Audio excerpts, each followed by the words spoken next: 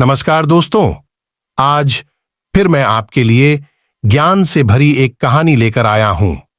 ये कहानी है गौतम बुद्ध और एक दुखी भिखारी के बीच की बुद्ध मॉरल स्टोरी, जिससे जीवन का बहुत अच्छा ज्ञान मिलता है। एक बार महात्मा बुद्ध एक गांव में अपने शिष्यों सहित घने पेड़ की छांव के नीचे बैठे थे। आसपास के गांवों से बहुत से लोग अपनी मानसिक समस्याएं लेकर महात्मा बुद्ध के पास आ रहे थे। महात्मा बुद्ध उन सबकी मानसिक परेशानियों का समाधान देते। सब लोग खुशी खुशी अपनी समस्याओं का समाधान पाकर वहां से लौट रहे थे। वहीं से कुछ दूर बैठा लोगों को बुद्ध के पास जाते देख एक दुखी भिखारी अपने भाग्य को कोसता हुआ यही सोचने लगा कि अभी कुछ देर पहले तो ये लोग दुखी मन से मुंह लटकाए उन महात्मा के पास गए थे, और अब इतना खुश होकर कैसे वापस लौट रहे हैं। आखिर माजरा क्या है, जरा मैं भी जाकर देखूं कि वो महात्मा ऐसा कौन सा खजाना बांट रहा है इन लोगों को। वे इतने प्रसन्न हुए कि उनके चेहरे लाल हो गए। जब वो दुख भिखारी कुछ नजदीक गया तो उसने देखा कि ये महात्मा तो लोगों को प्रवचन देकर लोगों के दुख का निवारण कर रहे हैं। यह देखकर भिखारी के मन में भी तीव्र इच्छा हुई कि क्यों न मैं भी इन महात्मा को अपना दुख बताऊं, मुझे भी अपने दुख का समाधान अवश्य मिलेगा। बस फिर क्या था, समाधान पाने की लालसा लिए भिखारी महात्मा बुद्ध के सामने पहुंचा और हाथ जोड़कर प्रणाम करते हुए बोला, हे महात्मा बुद्ध, मैं भी लोगों की मदद करना चाहता हूं। मुझे लोगों की मदद करने की बहुत इच्छा है, लेकिन मैं कैसे मदद कर सकता हूं? मैं बहुत गरीब हूं। मेरे पास न तो पैसे हैं और न ही कोई ऐसी चीज जिससे मैं किसी की मदद कर सकूं।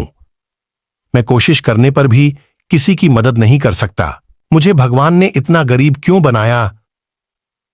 हे महात्मा, मुझ पर कुछ कृपा करो। इतना बोलते हुए भिखारी रोने लगा। महात्मा बुद्ध बोले, आप बहुत अज्ञानी हैं, क्योंकि आप अभी तक इस भ्रम में जी रहे हो कि तुम्हारे पास कुछ नहीं, जबकि दूसरों को कुछ देने के लिए तुम्हारे पास बहुत कुछ है। तुम बिना धन और वस्तु के भी दूसरों की मदद कर सकते हो। तुम्हारे पास जुबान है, जिससे तुम मीठे शब्द बोलकर किसी के दुखी चेहरे पर मुस्कान ला सकते हो। इन्हीं शब्दों की ताकत से तुम किसी के भी टूटते हौसलों को फिर से मजबूत कर सकते हो। इन शब्दों की शक्ति से आप किसी के भी मन में सकारात्मक विचारधारा के बीज बो सकते हैं और उसे गलत रास्ते पर जाने से रोक सकते हैं। तुम्हारे दो हाथों से किसी भी कमजोर या लाचार व्यक्ति की सहायता कर सकते हो। आपके दो आंखें किसी अंधे को रास्ता दिखा सकते हैं। तुम किसी के लिए दुआ कर सकते हो। यह हो सकता है कि उनके बुरे काम फिर से हो जाएं। आप किसी के अच्छे स्वास्थ्य की कामना कर सकते हैं, लेकिन अज्ञानतावश तुम अब तक इस बात को समझ नहीं पाए और इस भ्रम में अब तक जीते रहे कि तुम्हारे पास मदद करने के लिए कुछ नहीं। किसी की मदद करने के लिए धन और वस्तु का होना अनिवार्य नहीं है। बिना धन और वस्तु के भी हम कई प्रकार से लोगों की मदद कर सकते हैं। महात्मा बुद्ध के ज्ञान से भरे ये सुंदर शब्द सुनकर भिखारी के चेहरे पर मुस्कान आ गई।